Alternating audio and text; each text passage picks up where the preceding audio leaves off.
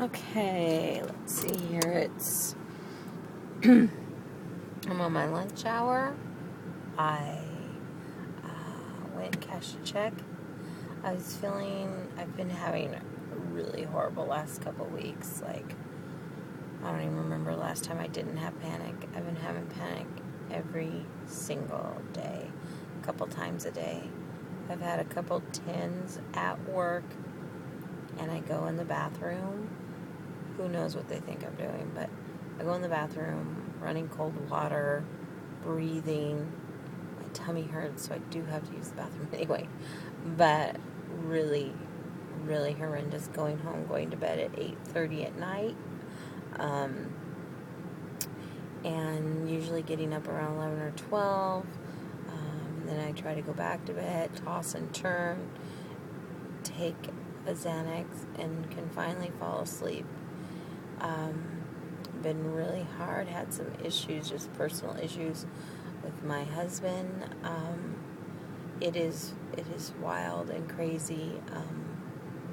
Sometimes I'm in disbelief of not just the panic, but then how people can react to it. And I guess I feel like, not that I want special attention, but that somebody would understand and not, I guess just understanding and compassion. I don't think that's too much to ask for, but apparently it is in this day and age. And frankly, even from your family, right? I do get some. I'm not saying that I don't get any. However, when I have such a horrible week, and then circumstances that happened to me yesterday, again, came home, went to bed at 8:30 at night, and I got home at like 6. I brushed my teeth, put my pajamas on, talked to the kids for a few minutes, eat dinner, try to watch a little show, and it's done. My day is done. Was feeling pretty okay today, this morning.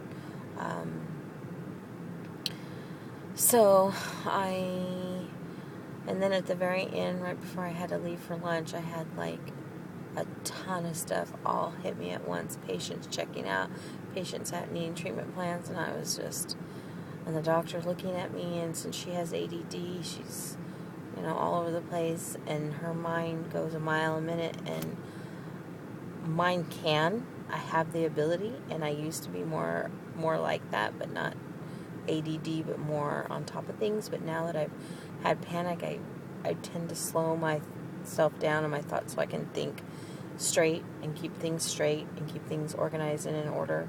And I think that's just comes with age as well for me. And then the job that I do, I want to do it to the best of my ability. So that was a really difficult time. So I started to feel like I was having panic, just like I am feeling right now. But I'm just breathing and trying to do pretend smiles. I see my counselor tomorrow.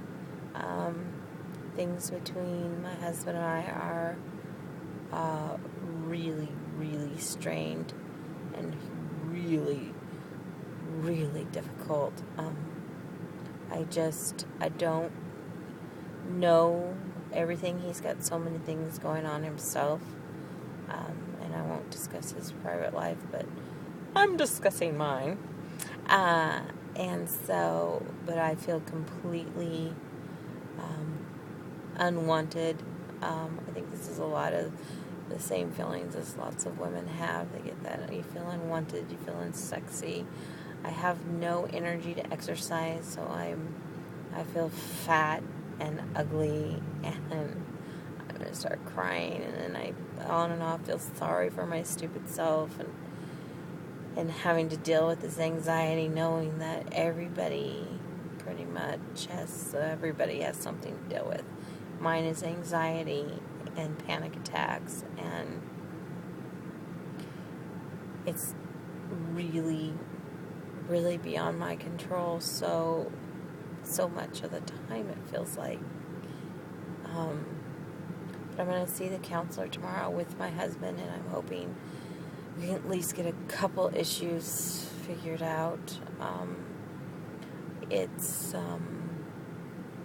It's a hard life when your husband's not working and you're working, and then there's kids at home and you're still living check to check, right? And it's a difficult life. I guess it's all in the way you look at things. But I'm not gonna, it's hard. Months, weeks go by so quickly living check to check.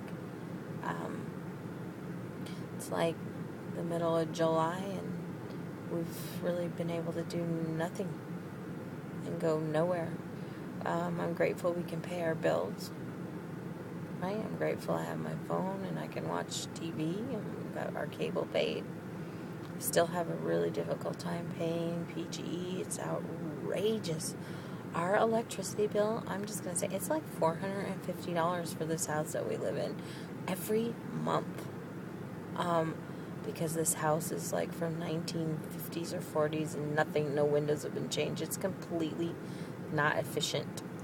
Anyway, that's a gouger. And there's things that we need to take care of with our car we can't afford. We cannot afford it. And my husband, it's been almost 2 years that he's been out of work. And I know he'll eventually work. It's like it's going to happen, you just don't know when. It's huge anxiety. I feel like it's, again, beyond what I can bear, but I'm bearing it. Like, I'm living day in and day out, and this is just a snippet of living in my life anyway, and how I deal with my anxiety. Just having a mantra, taking those breaks when you do feel well, and breathing, and doing your breathing techniques, and positive thinking as much as I possibly can do. It's just exhausting. There's no other way to put that. I'm exhausted. I'm so tired. But I keep going and I keep working and I try to feel good about that. And so many people appreciate me and say very kind things to me and appreciate the person that I am. And that makes me feel good. Little do they know the suffering that I go through. And I don't want to sit here and cry too much about it. I gotta go back to work, right? But that's the update. I've made it through another week. And I've made it through 10 panics. I mean, to the scale of 10 wanting to run out of that office. But I stayed there because of my faith, my family. That's it. That's why I stay there. If I didn't have those two things, I'd just go shut myself in my room again. But I want to live for them. But Drew, maybe I need to start wanting to live for myself a little, but I can't even imagine right now. But I try to do the very best I can. And it's not appreciated by your mate. And it feels like crappy. It feels really crappy. So anyway, that's nice. I'm sitting here crying now, talking myself into tears. But I'm going to get through this afternoon. I'll see my counselor tomorrow. And my exposure therapy every day is just getting up at 5 and going to work for 10 hours.